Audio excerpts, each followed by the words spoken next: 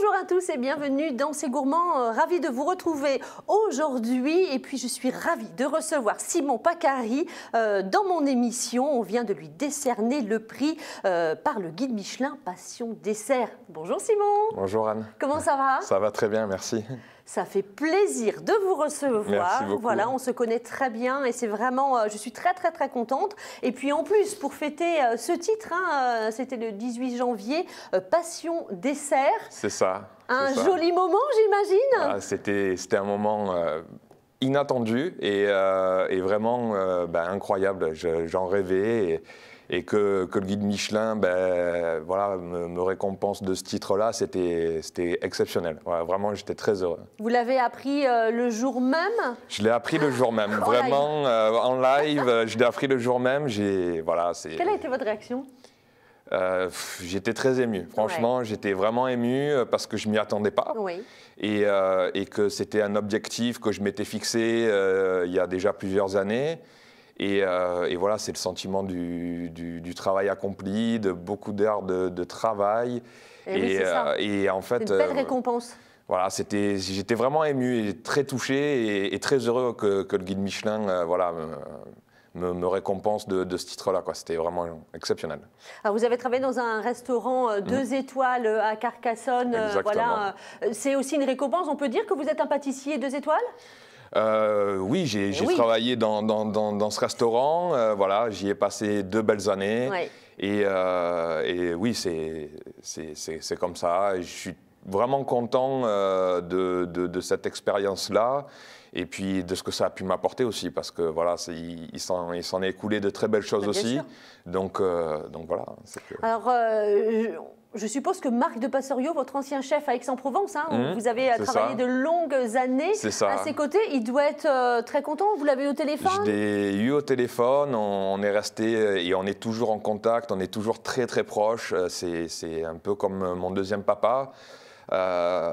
Et oui, quand je l'ai appris, je l'ai pas appelé de suite, mais ça a été les premières personnes que j'ai appelées. Et était très heureux. On a passé un long moment au téléphone et il était très fier de moi et ça fait chaud au cœur. Ouais. Simon, vous savez quoi? On l'a eu au téléphone également. Ah oui? Écoute. Simon, quelle surprise! Tu t'attendais pas à ce que Anne me contacte. Mais ça paraissait tellement une évidence. On a tracé une planche tous les deux il y a pas mal d'années en arrière et tout se réalise, point par point. Et ça y va, et ça y va, et ça y va. Et maintenant le Michelin, Passion Dessert. Mais ce n'était qu'une évidence.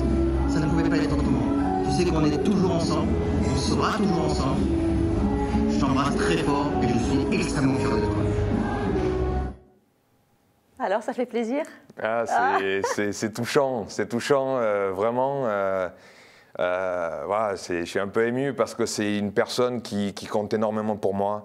Ça a été le chef avec qui j'ai appris beaucoup. J'ai appris beaucoup, avec qui on a passé énormément de temps ensemble. Et voilà, c'est une personne à qui je tiens énormément, donc c'est très touchant, je ne m'y attendais pas. Donc, en tout cas, on l'embrasse très fort, on embrasse lui et toute sa famille, ils sont en Nouvelle-Zélande, exactement. Une grosse pensée pour lui. Juste une photo, effectivement, c'est une jolie récompense, mais le Chef Magazine l'année dernière, c'était en 2020. Ouais. Vous étiez sur le podium également? J'étais sélectionné j'étais dans la sélection pour chef pâtissier de l'année. Oui. Puis j'étais encore surpris et très heureux d'être dans cette sélection-là. Il y a tellement de chefs pâtissiers talentueux en France, d'être dans cette sélection-là, c'était incroyable. Et puis en plus avec un copain, parce que Brandon était dans la sélection aussi, on se connaît depuis des années. Et Brandon a gagné ce titre-là de chef pâtissier de l'année. Et on a fêté ça ensemble, j'étais très heureux pour lui. Et moi, à titre personnel, d'être dans cette sélection-là, c'était. Donc c'est pour ça qu'aujourd'hui, Passion Dessert, c'est, comme dit Marc, c'est une évidence, quoi. Alors je voudrais qu'on parle également du championnat de France du dessert. Ouais. Ça, c'est un concours qui vous passionne depuis. Alors déjà, vous aimez les concours, Simon. Vous êtes un grand technicien. Et ce championnat vous passionne depuis quelques années. Et donc, vous avez eu le titre de vice-champion de France. C'est ça. Avec quel dessert vous avez eu ce titre? C'est une création que j'ai fait, donc qui est autour de la pomme de terre, de la mandarine et de l'huile d'olive. Voilà, vous êtes toujours là où on ne vous attend pas quand même, c'est assez incroyable. C'est une association de saveurs qui est insolite, mais c'est une association de saveurs qui me tenait profondément parce que ce dessert, il retrace vraiment tous mes souvenirs d'enfance. La mandarine, quand j'étais tout petit, avec mes parents à table, avec qui on s'amusait à faire des petits trains de quartier. L'huile d'olive, c'est mon ADN sudiste. Et la pomme de terre, voilà, c'est un produit, j'adore ça, j'en mange énormément. Et en fait, j'ai essayé de mettre vraiment toute mon émotion et tous mes souvenirs d'enfance dans ce dessert-là, d'y mettre énormément de cœur. Et voilà, ça m'a permis d'obtenir cette très belle place et ce dessert d'argent. Voilà, c'est un aboutissement aussi, parce que ce concours-là, c'est un très beau concours. Hein. C'est un très très beau concours. C'est pour moi, comme je le dis depuis de nombreuses années, dans les concours à titre individuel, le meilleur ouvrier de France, c'est le plus gros concours, bien évidemment. Qui vous tente ou pas? Non, vraiment pas encore. En tout cas, c'est pas dans les projets.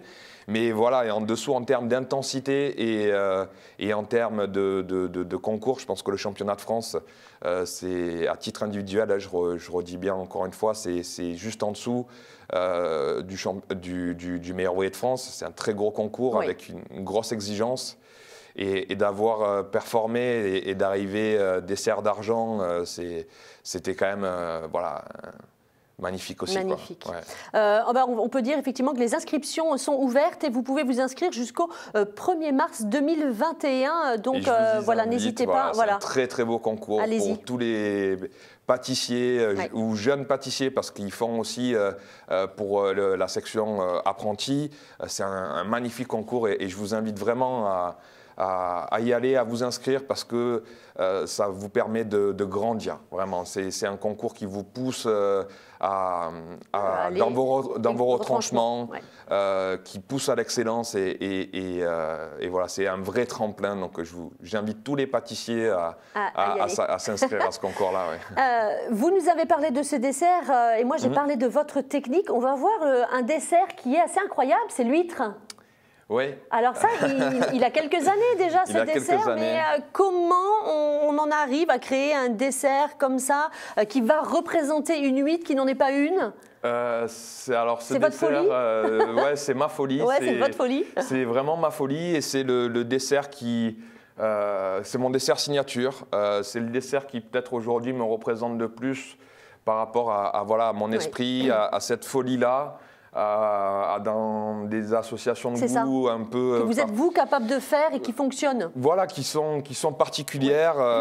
Et cette histoire de l'huître, c'est une longue histoire. C'est pareil, toujours dans mes souvenirs d'enfance. J'ai grandi autour du bassin de Thau, à côté de Sète. J'ai grandi et j'ai vu toute ma jeunesse les parcs à huîtres. Et puis, il y a quelques années, je voulais faire un dessert... un petit peu autour d'un esprit autour de la mer. Et une de mes commis me dit « Mais chef, pourquoi vous ne faites pas un coquillage ?» Et ça a fait tilt de suite et l'huître, c'est devenu une évidence. Voilà, j'ai beaucoup travaillé sur ce dessert. Il a évolué au fur et à mesure des années. Il s'est affiné. Mais voilà, le concept de ce dessert-là, ce qui est intéressant, c'est de le manger comme on mange vraiment une huître dans un restaurant de plage où on va prendre la coquille, on va venir la gober. Mais j'insiste, c'est vraiment un dessert. Exactement, c'est un dessert. C'est autour de la passion, de l'ananas, chocolat noir et chocolat blanc, servi avec un sorbet de citron iodé. et des algues wakame. Ouais, c'est mon bébé. C'est le dessert qui me représente le plus. Exactement. Un des desserts qui me représente. Ça représente votre univers. Voilà, c'est ça, exactement. C'est l'heure de l'interview du tac au tac, Simon. Ok. Quel est votre souvenir d'enfance gourmand? La salade de fruits de ma grand-mère. Un ingrédient que vous avez tout le temps dans votre cuisine? La fleur de sel. D'accord. Vous êtes plutôt goûter ou apéro? J'ai une idée. Apéro. Votre dernier restaurant coup de cœur? Alors, il doit dater déjà d'il y a quelques mois, sûrement. Mon dernier restaurant coup de cœur, Lousteau de Beaumanière. On a parlé de Brandon on a parlé de Brandon, qui est un ami. Voilà, Glenn Viel, qui est le chef 3 étoiles. Qui 3 étoiles, mais un très bel univers, très belle cuisine. Un bon moment. Et un très très bon souvenir culinaire. Une musique pour pâtisser? Il y en a plein. Je suis un fou de musique. Je suis passionné de musique, mais je dirais n'importe quel son de Morshiba ou City and Color. Ok. Quand vous ne travaillez pas, qu'est-ce que vous aimez faire? Plein de choses. Écouter de la musique, me détendre, être avec les amis, une belle table. Oui, voilà. Ça c'est bien. J'organise un dîner, vous pouvez venir avec 2 personnes. Connues, pas connues, soyons fous. Avec 2 personnes ouais, c'est dur. Je vous prends de court là. Ouais, vraiment c'est dur parce que un dîner c'est un moment de partage et j'ai beaucoup de copains, des personnes que j'apprécie énormément.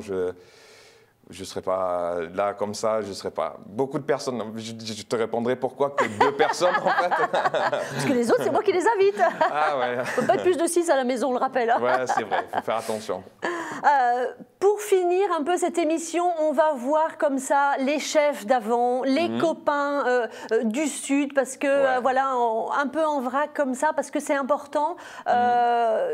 Vous avez été également avec Marc de Passerio à l'île Maurice travailler, donc vous aimez les voyages, vous aimez les gens, vous leur êtes fidèles à chaque fois que vous revenez dans la région. Bah voilà, c'est aussi les copains qu'on va voir.